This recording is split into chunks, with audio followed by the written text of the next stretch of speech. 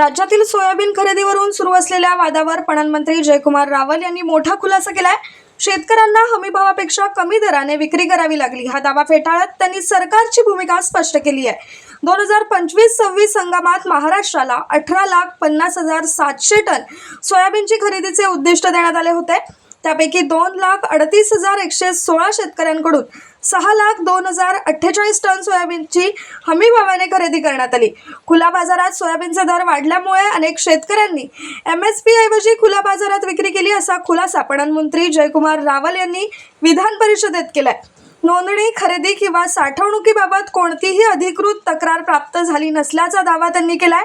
मात्र राज्यात केवळ 12.54% सोयाबीनची MSP वर खरेदी झाल्याने विरोधकांनी सरकारवर प्रश्नचिन्ह उपस्थित केले आहेत।